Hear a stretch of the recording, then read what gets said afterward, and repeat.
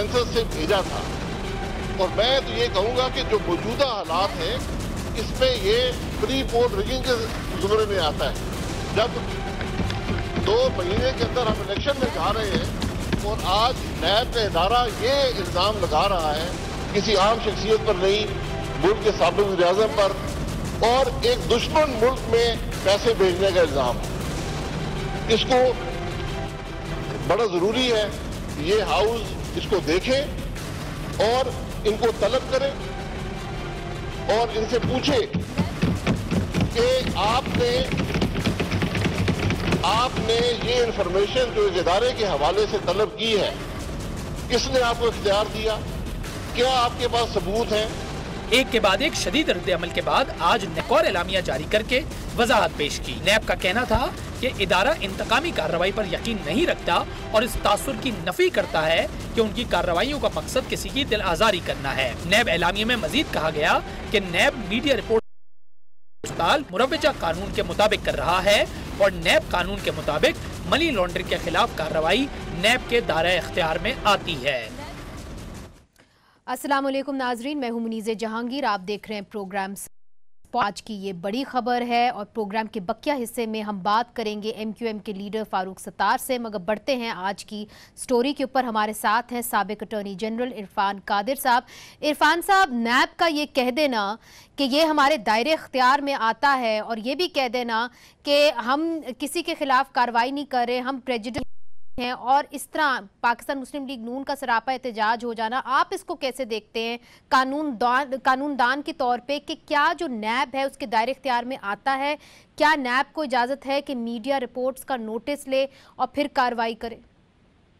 जी, मैं आपके सवाल का भी अभी जवाब दूंगा कि ये नैब के दायरे इख्तियार में आता है कि नहीं आता, लेकिन उससे पहले कतई नजर इससे कि ये नैब के दायरे इख्तियार में आता है या नहीं आता, इससे कतई नजर नैब जब भी कंप्लेंट वेरिफिकेशन करता है या प्रोब करता है तो उस पर कभी प्रेस रिलीज इशू नहीं होती, क्योंकि मकसद ये होता है प्रोब का और कंप्लेंट वेरिफिकेशन का कि किसी की भी इज्जत जो है वो बेजा ना उछाली जाए। लिहाजा उसमें फैक्ट फाइंडिंग होती है, एक एक्सरसाइज होती है जिसमें कि फैक्ट्स को इकट्ठा किया जाता है और फिर अगर फैक्ट्स इस तरफ पॉइंट आउट करें कि वो जो एलिगेशंस हैं उनमें कोई वजन है तो उसके बाद इंक्वायरी ऑथराइज की जाती है नैब में, और वो इंक्वायरी भी बाय एंड लार्ज होती है और उसमें सिर्फ उनको इन्वॉल्व किया जाता है जिनके खिलाफ एलिगेशंस लगी हैं, उनसे पूछा जरूर जाता है, लेकिन ये पब्लिक नहीं की जाती, इसको भी डिस्क्रीट रखा जाता है। इन्वेस्टिगेशन की स्टेज पे जाके तो फिर ये मामला पब्लिक होता है। तो नैब ने जो अभी एक नया एलानिया आज जारी किया, एक और उन्होंने एक खबर जारी की है, प्रेस रिलीज जो लिखा हुआ है, उन्होंने ये बात की है कि ये उनके दायरा अख्तियार में आता है। तो अगर दायरा अख्तियार में आता भी है तो कम से कम प्रेस रिलीज जारी करना जो है ना, जो उन्होंने कल जारी की थी, वो उनके सेट प्रोसीजर्स आज तक फॉलो हुए हैं, वो उसके मुताबिक नहीं था।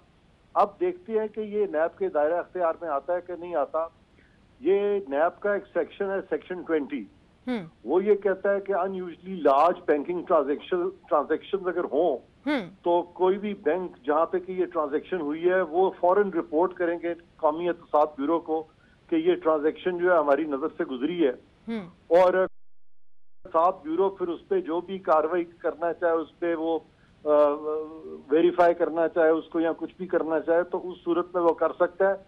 लेकिन कौमी एहतसाब ब्यूरो का जो ऑर्डिनेंस है 99 का, वहाँ लॉन्ड्रिंग है ही नहीं, वो डील करता है उन ऑफेंसेस से जो सेक्शन 9 में दिए गए हैं। और इस तरह की जो एक्विजिशंस हैं ये कॉन्स्टिट्यूट करती हैं वो एसेट्स जो कि किसी की नॉन सोर्सेज से अपेरेंटली ज्यादा लगते हैं। उसके बारे में मियां नवाज शरीफ पे ऑलरेडी 3-4 केसेस चल रहे हैं। मनी लॉन्ड्रिंग लॉ जो है वो 2010 में आया, स्पेसिफिकली लफ्ज मनी लॉन्ड्रिंग का यूज हुआ और मनी लॉन्ड्रिंग को डिफाइन किया गया, और वहां पे मनी लॉन्ड्रिंग की डेफिनेशन ये थी कि कोई भी प्रॉपर्टी ट्रांसफर करनी, एक्वायर करनी और इस तरह से एक्वायर करनी कि वो प्रोसीड्स ऑफ क्राइम को एक्वायर कर रहा है या वो प्रोसीड्स ऑफ क्राइम को ट्रांसफर कर रहा है, तो उस कानून की इस्तिलाह में इसको कहते हैं प्रेडिकेट।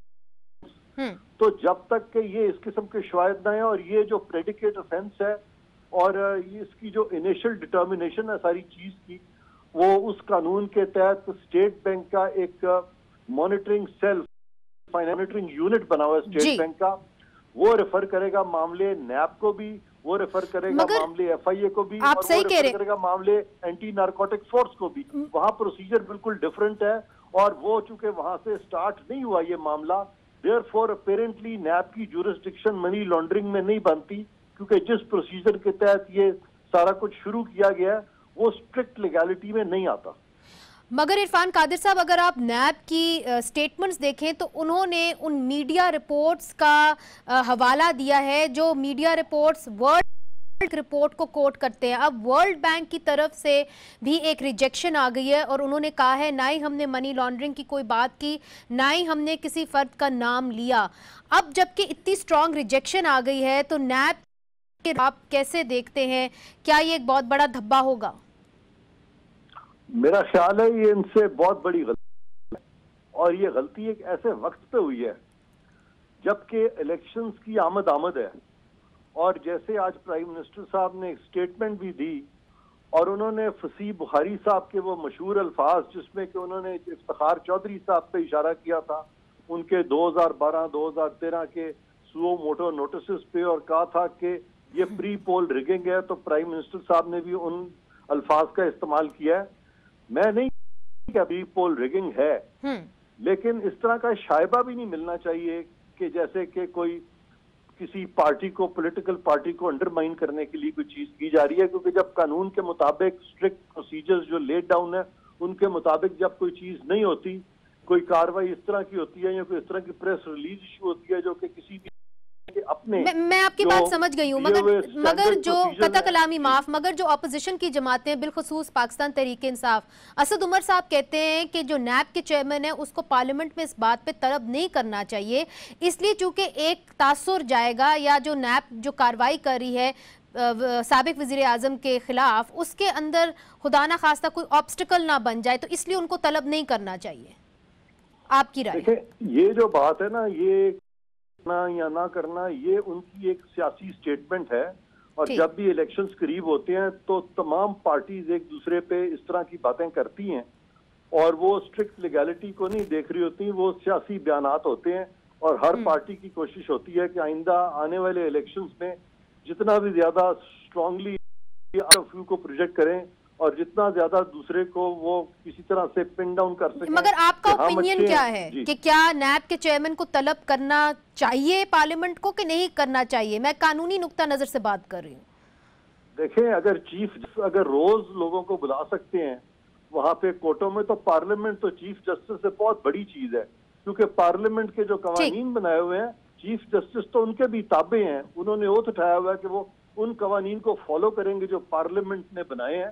तो पार्लियामेंट जो है वो तो मदर ऑफ ऑल लॉज है, तो उस तरह अगर देखा जाए जो है तो फिर तो इसमें कोई ऐसी गलत बात नहीं है कि उन्होंने, अगर चेयरमैन नैब को ये फैसला करते हैं बुलाने का, और चेयरमैन नैब को चाहिए कि अगर उनके पास अच्छी एक्सप्लेनेशन है तो दे दे, क्योंकि पाकिस्तान फ्लोर के सामने है ना, किसी दुश्मन तो नहीं है। जी, बहुत बहुत शुक्रिया इरफान कादिर साहब हमें ज्वाइन करने का। तो नाजरीन, एक छोटा सा वक्फा लेते हैं और वक्फे के बाद हम बात करेंगे डॉक्टर फारूक सत्तार से। पाकिस्तान की सियासत, MQM पाकिस्तान के धड़ों में बटे ग्रुपों ने मुत्तहद होकर जलसा करके कराची को मजीद मुनफरिद बना दिया है और दिलचस्प बना दिया है, और आइंदा आने वाले इंतखाबात में पंजाब के बाद पाकिस्तान के माशी इंजन और 2.5 करोड़ से ज्यादा आबादी वाले शहर कराची में जोरदार सियासी दंगल का इम्कान है। खिलाफ इस बार ये पेशेंगोई करना मुमकिन नहीं कि MQM अपनी साबका कारकर्दगी को दोहरा पाएगी या नहीं। MQM पाकिस्तान के धड़ों की जानिब से मुश्तरका जलसे ने कमी का इशारा तो दे दिया है, लेकिन जमात के अंदरूनी मसाइल अभी भी हल नहीं हो पा रहे। अगला कन्वीनर कौन होगा, राब्ता कमेटी की शक्ल क्या होगी, कौन इन और कौन होगा, दीगर मसाइल के अलावा अगर MQM अंदरूनी तनाज़ात हल ना कर पाई तो क्या दूसरी जमातें खाली जगह पुर करेंगी? यही सवालात हैं जो पूछने की ज़रूरत है इस वक्त। और इस वक्त जैसे कि आपको पता है कि MQM धड़ों में बटी हुई थी, अब कुछ ही देर पहले हाल ही में वो मुत्तहद हुई है। क्या वो मुत्तहद हो के जनरल इलेक्शंस की तरफ जा पाएगी या फिर से बिखर जाएगी, ये बहुत बड़ा सवाल है। इस वक्त हमारे साथ हैं MQM पाकिस्तान के कन्वीनर जनाब फारूक सत्तार साहब। सत्तार साहब, बहुत शुक्रिया हमें ज्वाइन करने का। सबसे पहले, इससे पहले कि मैं कराची की सियासत की तरफ आऊं, आज आपको पता है पार्लियामेंट में बहुत हंगामा आराई हुई है और नैब के चेयरमैन को तलब किया गया है, कहा गया है कि नैब के चेयरमैन को तलब करना चाहिए। नून लीग जो थी वो सरापा एहतजाज थी कि क्यों नैब के चेयरमैन ने गलत इल्जाम लगाया साबिक वजीर आजम नवाज शरीफ के ऊपर। 4.9 बिलियन डॉलर जो है वो हिंदुस्तान भेजे थे। आप क्या समझते हैं कि उनको तलब करना चाहिए पार्लियामेंट के अंदर? पार्लियामान की बालादस्ती पर तो कोई कंप्रोमाइज़ नहीं होना चाहिए। अगर हम सही मानों में पाकिस्तान में एक सियासी और जमहूरी निज़ाम कायम करना चाहते हैं और कहीं पर भी अगर पार्लियामान की बालादस्ती कंप्रोमाइज़ हो तो इसका मतलब और को आप जिम्मेदार ठहराए, पार्लियामान के अराकीन को खुद अपने गरेबान में झांकना चाहिए। नहीं तो मेरे सवाल का जवाब फिर यही है कि नैब चेयरमैन को तलब करना चाहिए इस खबर के ऊपर। देखिए, नैब चेयरमैन को क्या, हमारे पार्लियामान में तो कभी इन कैमरा सेशन में, कभी बगैर in camera session chief of the army staff भी आए हैं या उनके नुमाइंदा भी आए हैं और वॉर ऑन टेरर पर कितनी ब्रीफिंग्स हमने ली है। तो मतलब रिवायत रही है और पार्लियामान से ज्यादा सुप्रीम तो कोई और इदारा हो नहीं सकता। लेकिन मेरा कहने का मकसद है कि पार्लियामान, PMLN या कोई भी पार्टी सिर्फ इस पर एहतजाज करके अपने गरेबान में नहीं ना झांके तो मैं ऐसे किसी अमल की तायीद नहीं करूंगा। वो सिर्फ अपने गिरोही, जमाती और जाती मकसद के लिए, तो जब कोई बुरा है PMLN पर, उसके सरबराह पर, उनके कुछ लोगों पर, और वो किसी अताब का शिकार होते हैं, कहीं विक्टिमाइज हो रहे होते हैं, और ये तो कितने शर्म की बात है कि उनकी अपनी हुकूमत है और उनको ये दिन देखना पड़ रहा है। तो मगर फारूक भाई, आप एक पुराने सियासतदान हैं, आपको क्या लग रहा है इस तरह का इल्ज़ाम लगा देना कि साबिक वजीर आज़म हिंदुस्तान भेज रहे थे बड़ी रकम, तो आपकी जमात के खिलाफ भी, आपके लीडरान के खिलाफ भी ये इल्ज़ाम लगते रहे हैं कि जी वो मुल्क दुश्मन है। हवा किस तरफ बन रही है? एक हवा बनाई जाती ना, वो किस तरफ बन रही है? देखिए, अब तो खैर हमने ही वास्ता नहीं रखा हमसे या MQM के बानी से, और हम लंदन से अलग हो गए हैं, मगर फिर भी इल्जाम तो आपकी पार्टी पे रहे हैं।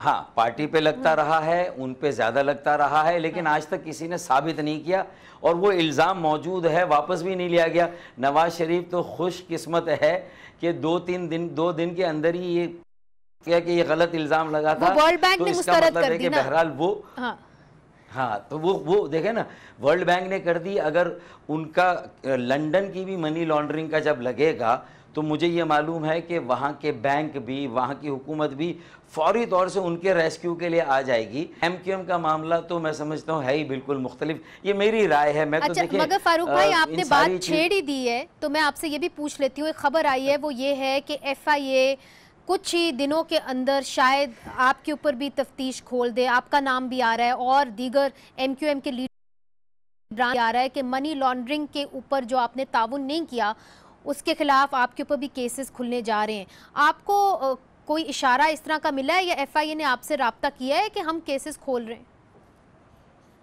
देखिए, FIA ने कोई राब्ता नहीं किया कि वो केसेस खोल रहे हैं। FIA के साथ हमने मुकम्मल ताउन किया है।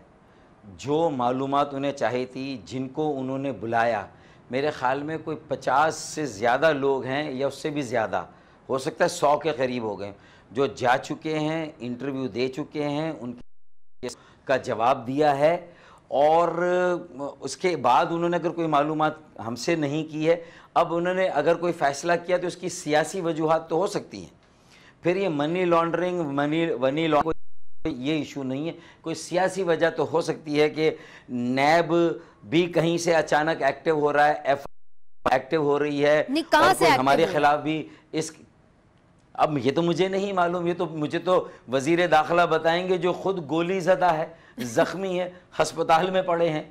अब मैं किससे वजाहत मांगूंगा, मुझे बताइए ना। मैं तो मनी लॉन्ड्रिंग के केस में भी बार बार मतलब ये मालूम कर चुका हूँ। सलाउद्दीन शेख ने कहा वो सरफराज मर्चेंट जो एक नंबर का फ्रॉड है, पूरी दुनिया में हर जगह फ्रॉड, वो खुद FIR में है, उसे वादा माफ गवाह बनाकर उससे जो चाहे आप नहीं, ले मगर लें। आप और देखें ना, पूरी ये इलेक्शन का साल है फारूक का, कोई खदशा है कि FIA की प्रोसीडिंग्स आपके खिलाफ होंगी? कुछ आप लोगों को आप सूंघ लेते हैं ना सिचुएशन को?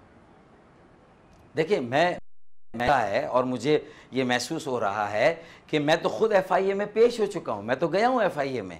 शायद ये वाली खबर इतनी हाईलाइट नहीं हुई, लेकिन इसके अलावा मेरे जितने लोग गए थे, सलाउद्दीन शेख गए, अली रज़ा गए, या जिन जिन को बुलाया सब होकर आ गए, सब ने ताउन किया है। और अगर हम में से किसी ने कोई पैसा वहाँ नहीं भेजा, न KKF का कोई पैसा भेजा, और अगर अपना कोई भेजा हम खुद लेकर गए और हमने क्वेश्चन दिया है और पाकिस्तान से ले जाने की जो लिमिट है उसमें लेकर गए हैं, हमने कोई वायलेशन नहीं की, हम पे कोई इल्ज़ाम, तो ये अचानक अब जो ये सारी चीज़ों को खींच कर ज़बरदस्ती ये टोपियाँ हमारे सरों पे डाली जाएंगी, तो ये हमें प्री इलेक्शन रिगिंग होगी। ये MQM पाकिस्तान को मैंने पहले ही कहा है। प्री इलेक्शन रिगिंग का मुतालबा कर दिया, ठीक है। अगर आपके खिलाफ कार्रवाई हुई तो फिर ये प्री इलेक्शन रिगिंग होगी, ये आपका कहना है। मुझे छोटा सा वक्फा लेना है और उसके बाद हमने कराची की सियासत पर बात करनी थे। MQM पाकिस्तान के कन्वीनर जनाब फारूक सत्तार साहब। फारूक, बहुत सारे लीडर ये कहते हैं कि ये इंतखाबात मुलतवी भी हो सकते हैं, आपका क्या ख्याल है? वो क्या बड़ी वजह हो सकती है जिसकी वजह से ये इंतखाबात मुलतवी हो जाए? एक वजह जो मुझे समझ में आती है कि एक महीना शायद आगे बढ़े, वो ये है कि ये लिमिटेशन का प्रोसेस अभी तक मुकम्मल नहीं हुआ और कुछ पार्टियां अदालत में भी जाने की तैयारी कर रही है जिनको इलेक्शन कमीशन ने नहीं सुना है। आपकी पार्टी भी जा रही सुना है और फैसला, मेरी पार्टी तो इलेक्शन कमीशन में गई थी और हैदराबाद की हमारी तमाम पिटीशन ने वर्बली हमें इलेक्शन कमीशन ने और एक्सेप्ट हो गई, एडमिट कर ली गई आपकी एप्लीकेशन और ये चेंजेस, लेकिन जब लिखा हुआ ऑर्डर आया तो टर्न डाउन कर दी गई। तो ये मुझे इस पे बड़ा सदमा हुआ, हैरत। जाएंगे, हम जाएंगे इसके खिलाफ सुप्रीम कोर्ट। और मर्दमशुमारी के खिलाफ आप ऑलरेडी में हैं? हम हैं और उसको लेकर भी डिलिमिटेशन में जो नाइंसाफी और ज्यादती हुई है उसको, वो भी एक हमारा इशू है। और हम जो अपडेट कर रहे हैं अपनी पिटीशन को और फिर उसमें के प्रोविजनल मर्दमशुमारी में जो रिजल्ट्स आए वो फैक्ट से कितना कॉन्ट्ररी। और उसके ऊपर तो आपने पहले भी बात की है, मगर आप समझते हैं कि ये सारे मामलात जो हैं ये एक महीने में हल हो सकते हैं और फिर इलेक्शन हम कर सकते हैं? नहीं, 5% नहीं 5% जो ऑडिट होना है जी वो नहीं हुआ। ये असेंबली के फ्लोर पे खड़े होकर प्राइम मिनिस्टर ने गारंटी दी थी थर्ड पार्टी ऑडिट या वेरिफिकेशन की, ये बहुत है। लेकिन हम सुप्रीम कोर्ट में जैसे एक और पार्टी भी गई हुई, हम जाएंगे, लेकिन हम किसी भी अपनी वजह से इलेक्शन को इल्तवा में डालना नहीं चाहेंगे। तो आप चाहेंगे कि इलेक्शन इम्तनाई लेटेस्ट अगस्त में हो जाए? देखिए, ये चाहेंगे कि इलेक्शन वक्त पर होने चाहिए। इलेक्शन का इल्तवा बिला वजह लोगों को शक व शुबे में डालता है और वो हमारे गर्दन में खामखा ये इल्ज़ाम ना आ जाए कि हमारी वजह से हुए हैं। और ये हमने किसी के कहने से कोर्ट में जाएंगे और इन सारी चीज़ों को चैलेंज करेंगे तो आपको उधर से क्या उम्मीद है? इतनी जल्दी आप लोगों की सुनवाई हो जाएगी सुप्रीम कोर्ट के अंदर? तो 1.8 मिलियन केसेस कब से पेंडिंग है? देखिए, इसका बेहतरीन रास्ता तो हमारे वकला और हमारे माहिर कानूनी बताएं, लेकिन पॉलिटिकली मैं ये कह सकता हूँ कि हम कोई ऐसा हुक्म इम्तनाही नहीं मांगेंगे कि ये ऑडिट वेरिफिकेशन होने तक या सेंसस के दुरुस्त होने तक इलेक्शन जो है वो, हम ये ज़रूर कहेंगे कि अगर ये हमारी सारी बातें दुरुस्त साबित होती हैं, सेंसस पूरा का पूरा अगर सुप्रीम कोर्ट करवाती है और 5% का ऑडिट वेरिफिकेशन भी करवाती है, तो उससे जो तब्दीली होगी तो कैसे आइंदा जो यहाँ हल्काबंदियाँ हुई है, जो इलेक्शन हुए, उसको कैसे अपडेट किया जाएगा, हम ये तो गुंजाइश छोड़ेंगे। अच्छा। लेकिन हम अपनी तरफ से कोई ऐसा हुक्म इम्तनाई, ये मेरी राय है, ये मेरी पॉलिटिकल मेरा। फारूक भाई आगे बढ़ते हैं। देखिए, MQM जो है इस वक्त 2 धड़ों में बटी हुई थी, अभी इकट्ठी हुई है, मगर इसका लीडर कौन होगा ये बहुत अहम सवाल है।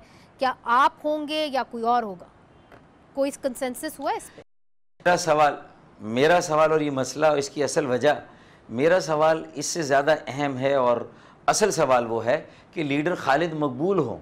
मुझे इस पर कोई एतराज़ नहीं है। अच्छा। लीडर मैं हूँ, लेकिन हम दोनों में से कोई भी हो बाइख्तियार होना चाहिए, दिखावे का नहीं होना चाहिए, और एक वक्त में एक ही लीडर होना चाहिए। क्या मतलब बाइख्तियार? 5-5 सरबराह नहीं होने चाहिए। कुछ मामलात में आखिरी फैसले का इख्तियार तमाम तर उसकी जमानत के साथ कि इसके अच्छे नताइज आएंगे, और नहीं आएंगे तो वो माफ़ी मांगेगा। इस कंडीशन पर कम से कम उसको, आपके जो लोग, आपके वोटर जो आपको देख रहे हैं, वो आपसे पूछेंगे कि क्या मतलब बाइख्तियार होने चाहिए। अगर आप लीडर होंगे तो जाहिर है आप बाइख्तियार होंगे एमक्यूएम की कॉन्स्टिट्यूशन के तहत, और आपके पास कमेटी जो है एमक्यूएम की कमेटी वो भी होगी। तो इसके अंदर आप क्यों कह रहे हैं कि आप बाइख्तियार नहीं होंगे? नहीं, जो सूरत हाल है और हमारे कॉन्स्टिट्यूशन को अब जिस तरह इंटरप्रेट करना सबने शुरू कर दिया है, हम उस दौर से जो 22 अगस्त से पहले का था 2016, उस वक्त तो कॉन्स्टिट्यूशन की कोई अहमियत नहीं थी, किसी ने खोल के पढ़ा भी नहीं होगा। एक राब्ता कमेटी को कान से पकड़ के बाहर कर दिया जाता था, दूसरी के लिए वेलकम का कालीन बिछा दिया जाता था। आज तक किसी ने पूछा कि किस आइन और किस कानून के तहत। लेकिन अब चूँकि मेरे पास सरबराही आई है तो मैं भी पहली बार इसको एक्सपीरियंस कर रहा हूँ, और मेरी सरबराही को वो भी पहली बार कर रहे हैं, जो अल्ताफ़ साहब के बाद किसी की सरबराही को एक्सपीरियंस कर रहे हैं ना। तो मेरा सिंपली ये कहना है कि मैं जमहूरी सोच रखता हूँ, मशावरत में पूरा रखता हूँ, लेकिन मेरे विजन, विजडम, मेरी प्रूडेंस और मेरी हिकमत, ये सारी चीज़ों की कभी ज़रूरत है। कुछ में 2/3 अक्सरियत जो मेरे विजन को शेयर नहीं करती, अगर मेरे विजडम को शेयर नहीं करती, मेरी हिकमत को शेयर नहीं करती। ये बात तो आपकी जो वहाँ की एमक्यूएम की राब्ता कमेटी है उसको माननी पड़ेगी, या वो मानेंगे? अभी सिचुएशन क्या है? That's the real question. Because आप धड़ों में बढ़ जाते हैं। ये भी एक तज्जिया हो रहा है कि जी इलेक्शन के करीब पीएसपी एमक्यूएम के जो 2 धड़े इकट्ठे हो जाएंगे। How close are you to this? देखिए, मेरा पहली प्रायोरिटी तो यही है, और आखिरी प्रायोरिटी भी यही है कि बहादुराबाद और पीआईबी को एक हो जाना चाहिए, उन्हें अलग अलग नहीं होना चाहिए। और मैं इसके लिए जो कर सकता हूँ और जो कुर्बानी मुझे देनी है वो मैं दे रहा हूँ और देने के लिए तैयार हूँ। और शायद अगर उसका मतलब ये है कि आप कन्वीनर ना रहें, आप कुर्बानी देने के लिए तैयार हैं? देखें, मैंने ये कहा है कि मैं हर तरह की कुर्बानी देने के लिए तैयार हूं। तो मेरे ख्याल में इसमें मैंने तो बॉल अपने राब्ता कमेटी के उन साथियों को जिन्होंने मुझे 2/3 से बाहर कर दिया राब्ता कमेटी से, जिन्होंने मुझे कन्वीनरशिप से हटा दिया, तो अगर वो चला सकते हैं और राब्ता कमेटी चला रहे हैं तो मुझे वो बता दें, तो मैं उनको वैसे ही सपोर्ट करने के लिए भी तैयार हूं। मैं तो उनके रास्ते में रुकावट नहीं बन रहा। अच्छा। मैं तो कोई नई पार्टी भी नहीं बना रहा। मैं तो हाई कोर्ट के डिसीजन के आने से पहले जब जलसे की सिचुएशन आई तो मैं हैदराबाद फिर चला गया। वक्त की किल्लत है, मैं 2-3 सवालात आपसे जल्दी करना चाह रही हूँ, और वो ये कि रैपिड फायर की तरह, वो ये हैं कि मुस्तफ़ा कमाल साहब के साथ आपका कोई हो सकता है इत्तेहाद इलेक्शन से पहले, मुमकिन है? अलायंस का लफ्ज़ यूज़ करें, मर्जर का लफ्ज़ यूज़ करें, या आप कोई और, मेरे ख्याल में वो पॉसिबल नहीं है। लेकिन देखें, हमने तो दीगर जमातों के भी के साथ कैंडिडेट टू कैंडिडेट बेसिस पे हमने सीट एडजस्टमेंट की है, सीट और हमने कभी आज तक किसी भी पार्टी के साथ कोई इंतखाबी इत्तेहाद नहीं बनाया, कोई सियासी इत्तेहाद नहीं। रूल आउट कर रहे हैं आप पीएसपी के साथ मर्जर, या वो आपके साथ आके मिल जाएं किसी तरीके से, सिर्फ सीट एडजस्टमेंट हो सकती है के साथ? देखिए, मैं ये कहूँगा, आज आप मेरी ज़बान को पकड़ लेंगे, लेकिन मैं ये ज़रूर कह रहा हूँ कि मैं किसी तरह के मर्जर के हक़ में नहीं हूँ, नहीं होगा, कोई नई पार्टी नहीं बनेगी उनके साथ। मैं पीएसपी में नहीं जा रहा, मैंने कहा था मैं मर जाऊँगा, पीएसपी में नहीं जाऊँगा, किसी और पार्टी में नहीं जाऊँगा, मैं एमक्यूएम में ही रहूँगा। ये सारी बातें मैं कर चुका हूँ। मेरे ख्याल में 15 अप्रैल की जो मेरी प्रेस कॉन्फ्रेंस थी, अर्ली मॉर्निंग। मगर ये भी आपने पहली दफ़ा बात की है कि पीएसपी के साथ सिर्फ सीट एडजस्टमेंट होगी। देखें, ये भी मैंने ये इसलिए कहा है कि हमने हमेशा किया है इलेक्शन में, ठीक। तो किसी भी पार्टी के साथ, किसी भी कैंडिडेट के साथ कर सकते हैं। अच्छा, दूसरी बात मैं ये भी यहाँ पर बताना ज़रूरी समझता हूँ कि एक इम्पॉर्टेंट बात यह है कि मेरा और जो हैदराबाद के साथियों का मसला है, मैं एक जलसा करने के लिए चला गया, जो लोगों की ख्वाहिश है कि हम एक साथ हों, हम एक साथ इलेक्शन वक्त बहुत कम रह गए, मेरे दो और सवाल हैं जी। अपनी बात मुकम्मल करें। नहीं, अपनी बात मुकम्मल कर दें। अच्छा मैं ये कह रहा हूँ कि देखिए पहले सालिसों ने फारूक तहलील कर दे दोनों राब्ता कमेटियों को, 10-10 आदमियों की एडॉक कमेटी बन जाए, 20 आदमियों की, या मुझे और खालिद भाई को सारे पावर दें और डिज़ोल्व कर लें, या इंट्रा पार्टी इलेक्शन करा लें। अब जलसा जब से हुआ है मैंने सारी चीज़ें जलसे से मैंने कहा कि एक तरफ रखें। मैं अपनी ज़िद अना अगर इसे कहें इज़्ज़त नफ्स थी, मैंने एक तरफ रख दी, मैं चला गया। मैंने कहा कि बाकी इख्तलाफ भी ख़त्म करें, और आपने मुझे ऑफ़र की हुई है कि 5 फरवरी की पोजीशन पे फारूक, हम आपको 2/3 से दोबारा सरबराह बनाते हैं, वो सारे इख्तियारात हैं उसको बहाल करते हैं, और 5 फरवरी के कॉन्सिक्वेंस में जो फैसले सब हम रिवर्ट कर दें, वो सारी चीजें कर दें, मेरे ख्याल में ये सारा मसला हल हो जाएगा। और मैं और राब्ता कमेटी मिलकर अब ये वक्त ही बताएगा। मगर पाकिस्तान तहरीके इंसाफ की तरफ आए, कराची से इमरान खान साहब पहली दफ़ा उन्होंने ऐलान किया कि वो इलेक्शन लड़ेंगे। मुझे ये बताइए कि इमरान खान साहब की पार्टी भी अब कराची की सियासत के अंदर दिलचस्पी बहुत ज़्यादा ले रही है। मुझे याद पड़ता है 2011 में एक उन्होंने बहुत बड़ा जलसा किया था मिज़ार कायद पर, कहा जाता है कि उसके अंदर आपने उनकी मदद की थी। तो क्या हम समझें कि इमरान खान साहब की पार्टी के साथ आपका कोई अलायंस या किसी किस्म की सीट एडजस्टमेंट होगी? मैंने फिर वही बात कहूँगा कि अलायंस तो किसी के साथ भी मुमकिन नहीं है, लेकिन जो पॉलिसी हमेशा हर इलेक्शन में रही है, अंदरून सिंध में हमारा एक बहुत अच्छा वोट बैंक है।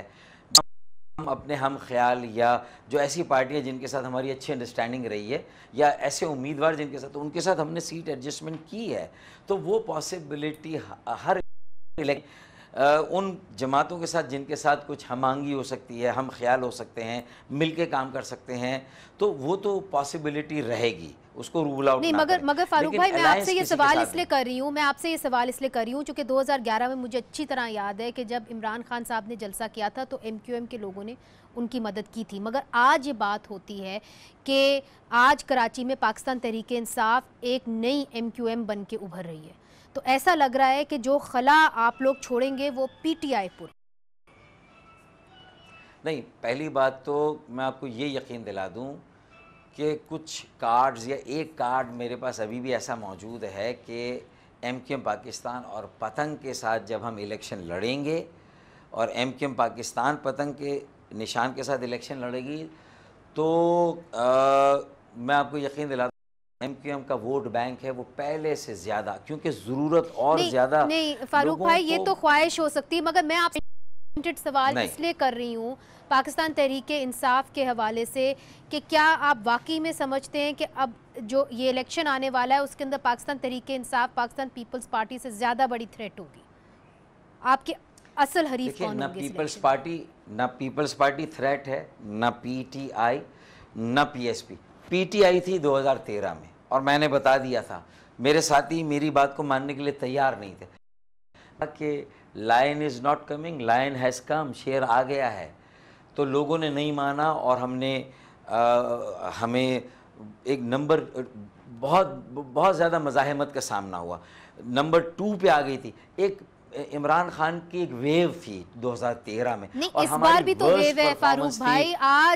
आज ही खान की पार्टी के अंदर जो एक नारा लगा है जनूबी पंजाब का, वो भी इमरान खान की पार्टी के अंदर शामिल हुए हैं। कितने इंडिपेंडेंट्स जो हैं वो इमरान खान की पार्टी में जा रहे हैं, तो हवा तो इमरान खान की भी उठी है।